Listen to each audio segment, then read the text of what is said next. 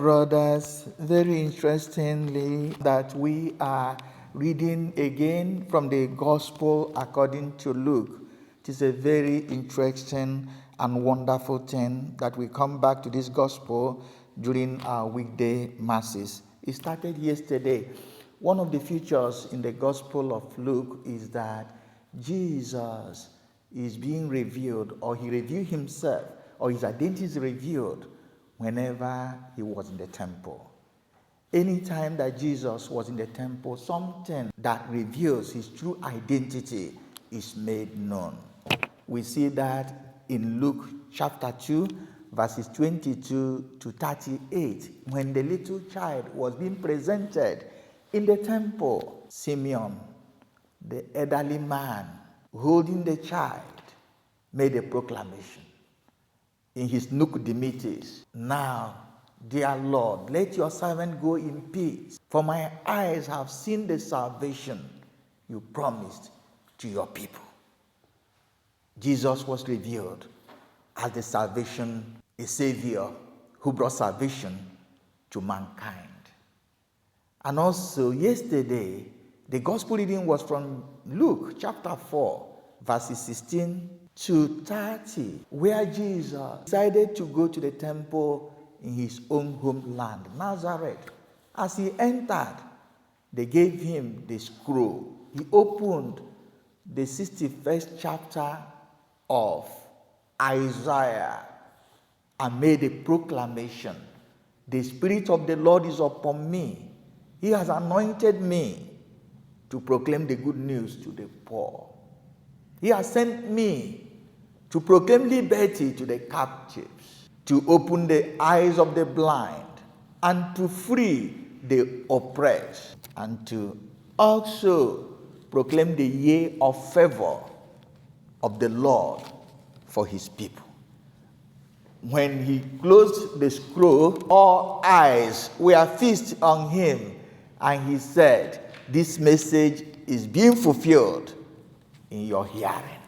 He is the fulfillment of that message of salvation. What he came for, his own identity as the one who came to liberate his people. So if we look at the gospel reading today, he went to the temple in Capernaum in Luke chapter 4, verses 31 to 37. When he came, he spoke with authority that brought life to someone. Because Jesus, whatever he said, is a communication of who he is.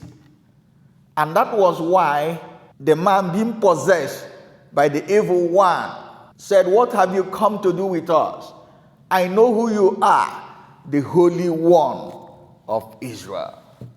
I know you are the one that will scatter all darkness in our lives. I know you are the one that can bring a change in our world. I know you are the one that can deliver me." Even though the man was possessed, yet the evil one recognized who Jesus was. And Jesus decided to free the man that was in bondage, as already indicated in the gospel reading of yesterday, that he came to liberate the captives. So the presence of Jesus brought light. And this is why in our first reading from 1 Thessalonians chapter 5, Paul indicated that we are children of light. We should continue to walk in that light that brings life.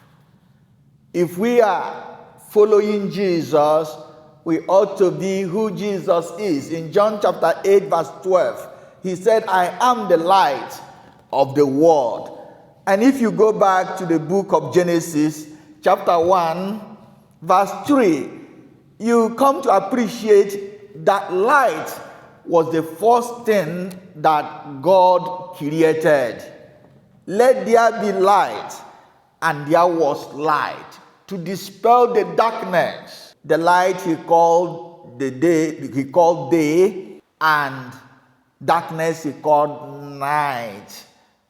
Paul is in telling us we are children of light. We are men and women who can proclaim this light to other people. When Jesus said, I'm the light of the world, he said, he who follows me shall walk in the light of life. There is a very beautiful connection between light and life. When we walk in the light, we are receiving life. We are receiving blessings. We are receiving progress in our undertakings.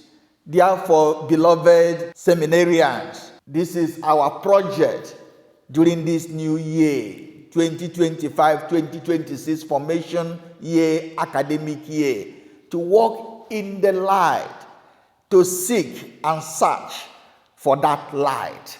That is the project you have in your philosophical studies, to continue to be interested in that light, to search for it, that light that will enlighten you so that you may be also a vehicle to enlighten others. You may be a light to your own generation. That was why Jesus said in Matthew 5:14, you are the light of the world.